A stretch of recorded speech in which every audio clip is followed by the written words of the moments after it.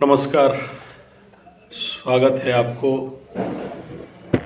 Test एस्ट्रोथेरेपी Gurukul YouTube channel पे। मैं आचार्य संजय। कुछ मेरे प्रिय मित्र मुझे यह प्रश्न किए कि जो भी एस्ट्रोलॉजिकल रेमेडीज़ है ये कितना कारगर है और हम क्या प्लानिटरी समस्या के जो कुछ भी रोग हैं, पीड़ा हैं, कष्ट है, इससे हम बच सकते हैं क्या।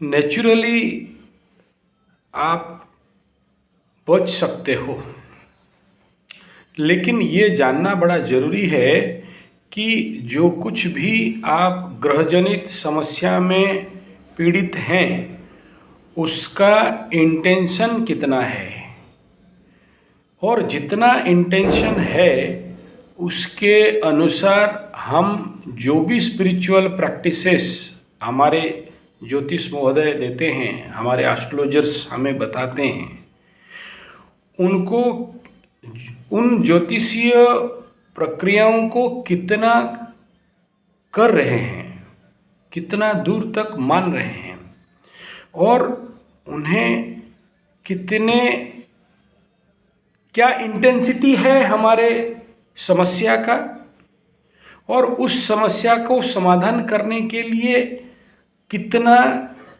जप प्रार्थना या जो कुछ भी स्पिरिचुअल प्रैक्टिसेस है कितना करना है। अगर हम कम करते हैं तो हमें फिर उसका समाधान तो नहीं मिलेगा। एक मित्र हमारा हमें फ़ोन किए कि मैं सब कुछ कर चुका हूँ। भाई, अभी आपको कैंसर है और आप हमें फ़ोन करते हो या आपका कुंडली विश्लेषण करवाते हो, आपका कुंडली में ऐसा कुछ दुर्योग है जिसको हमारे माध्यम से हम जो कुछ प्रेडिक्शन करना चाहिए, जो देखना चाहिए वो देखे, आपको बताए। अब आपका जो ट्रीटमेंट बताया गया आगे भी बहुत सारे एस्ट्रोलॉजर बताए, बढ़िया बात है। हम कुछ और अलग बताएं, ऐसा तो नहीं कि हम कुछ अलग बता दें और आपको लगे कि ये कोई स्पेशल चीज़ बता दिया गया। नहीं, ऐसा नहीं है। जब भी कोई एस्ट्रोलॉजर आपको कोई भी चीज़ बताया होगा, कुछ भी बताए आपको, वो नेचुरली आपका कल्याण के लिए और आपके हित के लिए तो बताया होगा। हम तो ऐसे एस्ट्रोलॉजर या ज्योतिष तो नहीं है कि मंगल ग्रह से आए और आपको कुछ अलग सिस्टम पे बता देंगे। और वही करना है, लेकिन आप उसको 1 महीना 2 महीना करोगे और छोड़ दोगे और बोलोगे कि हमें कुछ फायदा नहीं हुआ। भाई मेरे, ये ग्रहजनित समस्या है, ईश्वरीय समस्या है।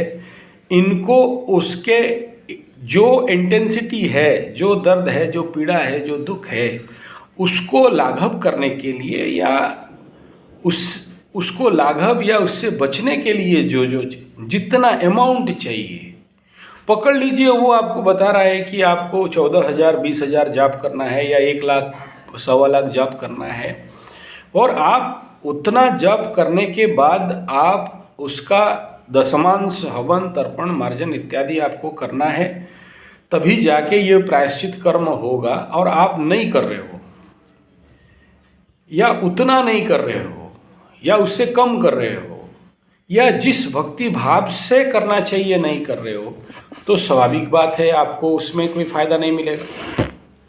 और जब फ़ायदा नहीं मिलेगा और आपको अगर वो फ़ायदा नहीं मिल रहा है और आप एस्ट्रोलॉजी और पूरे ज्योतिष विज्ञान को दोष दे रहे हो, तो दोष देने से तो समाधान नहीं हो रहा है आपका। आपको एक जो भी मार्ग बताया गया उसको बड़े ईमानदारी के साथ आपको करना, लेकिन मैकेनिकली अगर भी आप करते हो पूजा प्रार्थना जब तब, तो भी उसका कोई काम नहीं देगा ना। आपको उस भक्ति भाव के साथ ईश्वरीय इच्छा को प्राप्त करने हेतु आप वो भक्ति और प्रेम से जब प्रार्थना जाप पूजा पाठ करते हो तो आपका एप्लीकेशन ईश्वरीय सत्ता स्वीकार करे, फिर आपको दिया गया जो कुछ भी दंड है या रोग है या पीड़ा है या जो कुछ भी आपके साथ मान हानि, कोर्ट कचहरी माली मकदमा जो कुछ भी हुआ है उससे आप निजात पाना चाहते हो, तो बिना ईश्वरीय भक्ति और सत्ता से तो ये संभव ही नहीं है ना। अभी एक उदाहरण देना चाहूँगा। एक समय में मैं जेल में क्लास लेता था, तो जेल में एक कैदी, वह कैदी मेरे को एक बार ऐसा कुछ पूछ लिया कि महाराज मेरे ऐसा ऐसा दंड प्राप्त हुआ है और मैं ऐसा कुछ नहीं किया था लेकिन मुझे ऐसा मिला, और मेरे को कुछ तो रास्ता बताइए कि मैं इस जेल से कैसे निकल सकूं। और मैं ऐसे ही उसका हाथ देखा और कपाल थोड़ा देख लिया। हाथ और कपाल देख के जो समझ में आया, उस समय मेरे पास टाइम नहीं था कि मैं उसका कुंडली निकालूं, और उसका राशि थोड़ा पूछ लिया, नाम राशि देख लिया और बता दिया कि आप एक ही काम करो, हनुमान चालीसा का टारगेट बना लो। उसका विश्वास मेरे ऊपर इतना था कि वो हनुमान चालीसा प्रचंड रूप में करने लगा, दिन रात करने लगा, और उसको वो समाधान मिल गया, उसको बेल मिल गया, और फिर उसका केस बाकी आगे चल के उसका ओपोनेंट, उसके शत्रु पक्ष ही आके उस केस को विथड्रॉ करते हैं और वो बच जाता है। तो एक बार ढूंढ ढूंढ के मेरे पास आ गया। आप तो मेरे को बताए, मैं ऐसा किया और मैं आज हनुमान भक्त बन गया हूँ। अच्छा बात है, कोई अगर एक रेमेडी ऐसे ही बताते बताते उसको काम में दे दिया और वो हनुमान भक्त बन गया, तो कृपा है उस प्रभु का, उस हनुमान का, उसका विश्वास का, इसमें मेरा क्या है। लेकिन वो उस इंटेंसिटी में अभ्यास किया तब तो जाके उसे कुछ फल मिला। अगर उतना इंटेंसिटी में वो उतना अभ्यास नहीं किया होता तो उतना फल तो उसको नहीं मिलने वाला था। ऐसे ही एक सज्जन प्रचंड रूप में निमोनिया में आईसीयू में एडमिट थे एक बार। तो आईसीयू से मेरे को उनका जो भी संपर्कीय थे, मित्र बांधव थे, मेरे को फ़ोन किए कि महाराज क्या करना चाहिए। मैं उनको सिंपल बोला कि आप ऐसा करो, गोमाता को गोग्रास दो और उसके कान पे बता दो कि ऐसा ऐसा समस्या है और वो मरणासन्न है, और हे गोमाता आप कुछ कृपा करो। ये गोमाता का नाम लेके वो गोमाता के कान पे उस रोगी का नाम और समस्या बता दिया और रेगुलर गोग्रास भेजने लगा उस गाय गोमाता के पास, और चमत्कार हो गया कि वो व्यक्ति आईसीयू से आ गया निकल के, ठीक हो गया। आज वो गौ का परम भक्त है। तो ठीक ऐसा ही है कि आपको कौन सा ट्रीटमेंट कब काम कर जाए, कभी कोई घास का तिनका आपको काम कर जाएगा और कभी आपको लाखों रुपया का मेडिसिन काम में नहीं आएगा। तो जो भी ज्योतिषीय आपको दिया जा रहा है समाधान, रेमेडी, ट्रीटमेंट, वो आप किस इंटेंसिटी के साथ, किस इंटेंशन के साथ कर रहे हैं, ये प्रमुख बात है।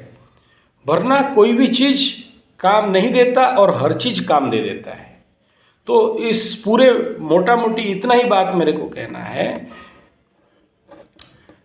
आपके अंदर वो भाव, भक्ति और प्रचंड इच्छा शक्ति, और आप ही नहीं चाहो तो आपके लिए कोई कुछ नहीं कर सकता है।